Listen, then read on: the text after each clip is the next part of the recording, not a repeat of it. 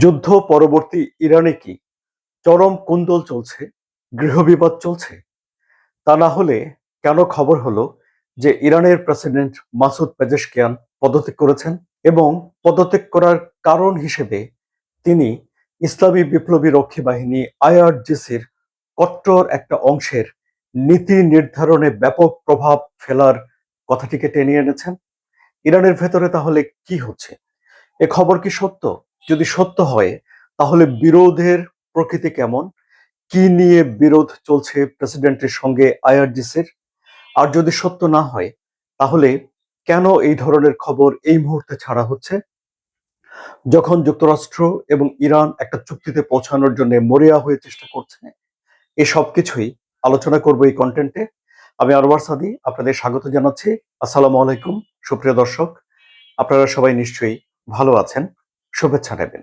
ইরানের president Masoud পেজেশকিয়ানের সঙ্গে ইসলামী বিপ্লবী রক্ষী বাহিনী আইআরজিসির একটা দূরত্ব আছে, এরকম গুঞ্জন এর আগে বেশ ছড়ানো হয়েছিল সামাজিক যোগাযোগ মাধ্যমে, বিভিন্ন জায়গাতে এগুলো গুঞ্জন আকারে ছড়ছিল। কিন্তু এবারে দেখা গেল যে এই গুঞ্জনকে ধরে এসে একটা নিউজ করে দিয়েছে ইরান ইন্টারন্যাশনাল। ইরান ইন্টারন্যাশনাল এটি তাদের এক্সক্লুসিভ নিউজ হিসেবে প্রচার করছে। বলার অপেক্ষা রাখে না যে কিছু কিছু মিডিয়া এই খবরটিকে নিয়েছে, সামাজিক যোগাযোগ মাধ্যমে অনেকেই এটি ছড়িয়ে দিচ্ছেন, আবার মূলধারার গণমাধ্যমগুলোতে এই খবরটি গুরুত্ব পাচ্ছে না। এটি ইরানের মূলধারার গণমাধ্যমে গুরুত্ব পাচ্ছে না, আবার পশ্চিমের মূলধারার গণমাধ্যমগুলোতেও আমি খুঁজে দেখলাম যে এই খবরটি নেই। তাহলে ইরান ইন্টারন্যাশনালের নিউজকে কিভাবে মূল্যায়ন করা হয় সেটি আগে বলে নিই এবং তারপরে নিউজের বিষয়বস্তু নিয়ে কথা বলছি। ইরান ইন্টারন্যাশনাল এটি নামে ইরান ইন্টারন্যাশনাল, কিন্তু এটি প্রকাশ হয় লন্ডন থেকে এবং এটি যে কোম্পানির পত্রিকা, সেই কোম্পানিটি লন্ডনের রেজিস্টার্ড, অর্থাৎ এটি ইরানের ভেতরের কোনো পত্রিকা নয় বা ইরান থেকে প্রকাশিত কোনো পত্রিকা নয়। ফলে অনেকেই ইরান বিষয়ে এই পত্রিকার সংবাদ নিয়ে সংশয় প্রকাশ করে। এই কথাটি আমি আপনাদেরকে আগে বলে রাখছি। এবারে আসুন বলি যে সেই খবরে কি বলা হয়েছে। খবরে বলা হয়েছে যে মাসুদ পেজেশকিয়ান পদত্যাগপত্র জমা দিয়েছেন প্রেসিডেন্ট অফিস থেকে। তার পদত্যাগপত্রটি ইরানের সর্বোচ্চ নেতার দপ্তরে গেছে, অর্থাৎ এখনো এই পদত্যাগপত্র গৃহীত হয়নি। আবার ধরুন, প্রতিবেদনে সংশয় প্রকাশ করা হয়েছে যে মাসুদ পেজেশকিয়ানের পদত্যাগ আয়তুল্লাহ মুস্তফা খামেনি গ্রহণ করবেন কিনা তা নিয়ে তারা নিশ্চিত নন। এই প্রতিবেদনে পদত্যাগের কারণ হিসাবে বলা হয়েছে যে মাসুদ পেজেশকিয়ান বলেছেন সরকার পরিচালনার নানান বিষয়ে তিনি উপেক্ষিত হচ্ছেন এবং আইআরজিসির যে কট্টর অংশটা রয়েছে তারা সরকারের নীতি নির্ধারণে গুরুত্বপূর্ণ ভূমিকা পালন করছে। এই পরিস্থিতিতে এসে তিনি তার আইনগত দায়িত্ব পালন করতে পারছেন না, এখানে একটা শূন্যতা তৈরি হয়েছে এবং এই পরিস্থিতিতে তিনি মনে করছেন না যে তার এই পদে আর থাকা উচিত, সুতরাং তিনি এটি পদত্যাগ করার সিদ্ধান্ত নিচ্ছেন। এই হলো গিয়ে খবর। এই খবরটা কতটুকু সত্য কতটুকু মিথ্যা এই বিষয়টা আমি জানি না। মাসুদ পেজেশকিয়ান সত্যি সত্যি পদত্যাগ করেছেন কিনা এটি স্বাধীনভাবে চেক করা, ক্রস চেক করা সম্ভব না। কারণ হলো যে মাসুদ পেজেশকিয়ানের অফিস থেকে বা ইরানের প্রেসিডেন্টের অফিস থেকে বলা হয়েছে যে এই খবরটা হলো গুজব, এই ধরনের কোনো কাণ্ড ঘটেনি, অর্থাৎ তিনি পদত্যাগ করেননি। এখন প্রেসিডেন্ট মাসুদ পেজেশকিয়ান এই লোকটিকে এবং আইআরজিসির কাজ কি, এই দুটো বিষয় আলোচনা করতে পারি আমরা। ইসলামী বিপ্লব যখন হয়েছিল 1979 সালে, তখন মাসুদ পেজেশকিয়ান এই বিপ্লবের প্রথম সারির কোনো নেতা ছিলেন না, মানে শীর্ষ নেতা তিনি ছিলেন না। এমনকি তিনি তখন আয়তুল্লাহ রুহুল্লাহ খোমেনির ধারে কাছেও ছিলেন না। তিনি 1976 সালে মেডিকেলে ভর্তি হয়েছেন। তিনি একজন চিকিৎসার শিক্ষার্থী ছিলেন।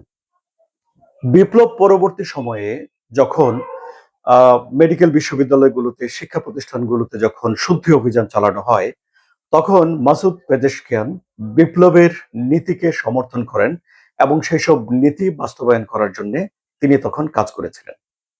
অর্থাৎ তাকে ইসলামী বিপ্লবের নেতা না বলে তাকে বরং বিপ্লব পরবর্তী সময়ে ইসলামী বিপ্লবের ফলে অর্জিত শাসন ব্যবস্থা এবং নীতিগুলো বাস্তবায়নের জন্য নিবেদিত একজন কর্মী বলা যেতে পারে।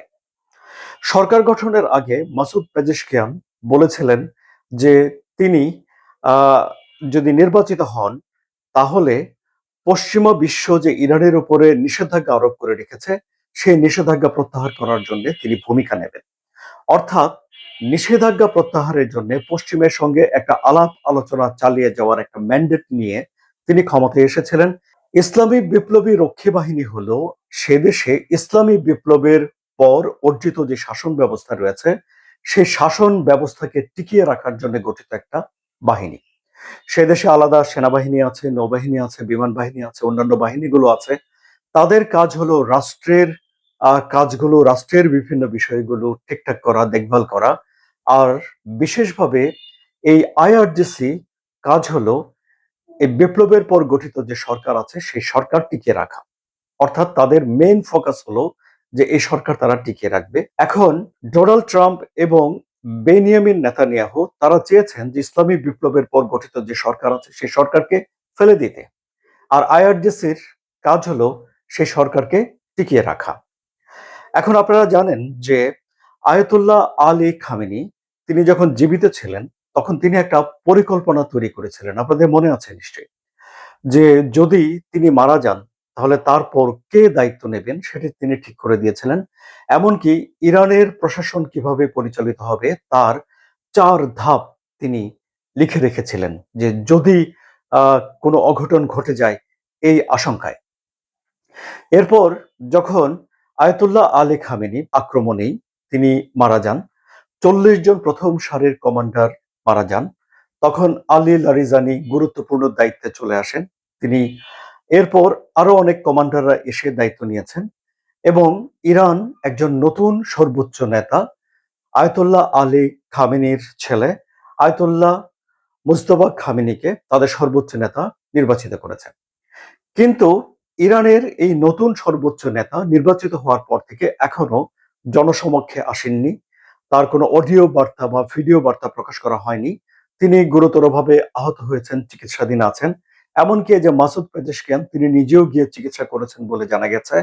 এবং তিনি যেই পরিস্থিতিতে আছেন তাতে করে অনেক বিশ্লেষক বলছেন যে সেখানে আসলে সামরিক বাহিনী এই যুদ্ধ পরিচালনা করার জন্য আইআরজিসি যে নীতিগুলো নেয় বা আইআরজিসি যেই আহ, প্রস্তাবগুলো নিয়ে যায় সেগুলো তাদের সর্বোচ্চ নেতা অনুমোদন করেন। অর্থাৎ যুদ্ধের এই সময়টিতে এসে ইরানের আইআরজিসি এবং ইরানের সামরিক বাহিনী যথেষ্ট পরিমাণে শক্তিশালী হয়েছে, সেটাকে ডিসেন্ট্রালাইজড করা হয়েছে।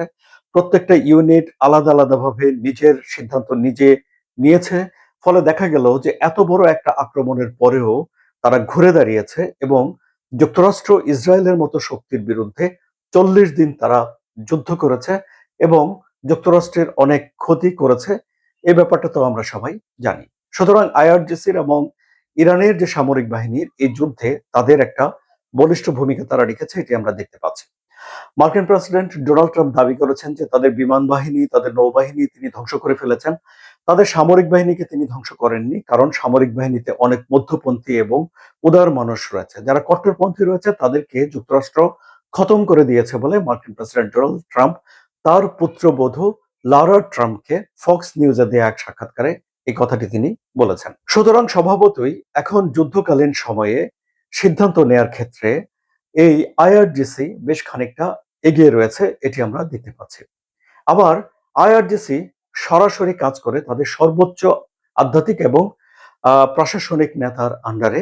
প্রেসিডেন্টও কাজ করেন তাদের সর্বোচ্চ প্রশাসনিক এবং আধ্যাত্মিক নেতার আন্ডারে। এখন তাহলে ইরান যেহেতু বলছে যে মাসুদ পেজেশকিয়ান পদত্যাগ করেননি, মাসুদ পেজেশকিয়ানের পদত্যাগের বিষয়টি একটা গুজব এবং আইআরজিসির সঙ্গে তাদের প্রেসিডেন্ট ভবনের বা প্রেসিডেন্ট অফিসের কোনো রকম ভুল বোঝাবুঝি নেই, তাহলে আমরা এবার একটা ভিন্ন বিশ্লেষণ করি যে এই খবরটি দিয়ে আসলে কি ধরনের ফায়দা পাওয়া যায়। এই যেমন ধরুন মার্কিন প্রেসিডেন্ট ডোনাল্ড ট্রাম্প এর আগে একবার যে এই যুদ্ধটা 40 দিনের যুদ্ধ যখন প্রবল আক্রমণ চলছে তখন তিনি বলেছিলেন যে ইরানের অনেক নেতারা তার সঙ্গে যোগাযোগ করছেন এবং তারা একটা চুক্তি করতে চায়। তিনি কোন নেতা যোগাযোগ করছেন তার নাম বলেননি। তখন বিশ্লেষকরা এটির ব্যাখ্যা করেছিলেন এরকম যে ডোনাল্ড ট্রাম্প আসলে ইরানের নেতাদের ভিতরে এক ধরনের অবিশ্বাস তৈরি করে ফেলতে চান। কারণ একজন ভাববেন যে অন্যজন কি তাহলে যোগাযোগ করছে, ফলে এক ধরনের অবিশ্বাস অনাস্থা ইরানের ভিতরে তিনি তৈরি করতে চান। এটি তখন বিশ্লেষকরা বলেছিলেন, এতে করে ইরানের সংহতি এবং শক্তি অনেক কমে আসে। এখন মাসুদ পেজেশকিয়ানের সঙ্গে যদি আইআরজিসির একটা আহ, মানে সংশয় তৈরি করে ফেলা যায় এবং ইরানের ভিতরে যদি এই ঘটনাকে কেন্দ্র করে এই ধরনের আহ, কথার জের ধরে যদি এদের ভেতরে মানে অবিশ্বাস অনাস্থা তৈরি করে ফেলা যায়, তাহলে যুক্তরাষ্ট্র এখানে লাভবান হতে পারে। দুটি বিষয় এখানে হতে পারে, এক হতে পারে যে ঘটনা সত্য, যেটি ইরান স্বীকার করছে না। দুই হতে পারে যে এই ঘটনাটাকে ছড়িয়ে দিয়ে ইরানের নেতাদের ভিতরে অনাস্থা অবিশ্বাস ছড়িয়ে দিয়ে ইরানকে আরেকটু বেশি দুর্বল করে ফেলারও এটা একটা চেষ্টা হতে পারে। কোনটি ঠিক আমরা এটি এখনো জানি না, কিন্তু এই বিষয়টি বোঝার জন্য আগামী সামনের দিনগুলোতে আমাদেরকে অপেক্ষা করতে হবে যে ঘটনাটা আসলে কি তা বোঝার জন্য। আলোচনা কেমন লাগলো? যদি ভালো লাগে তাহলে সাবস্ক্রাইব করে চ্যানেলে সঙ্গে থাকুন। ধন্যবাদ সবাইকে।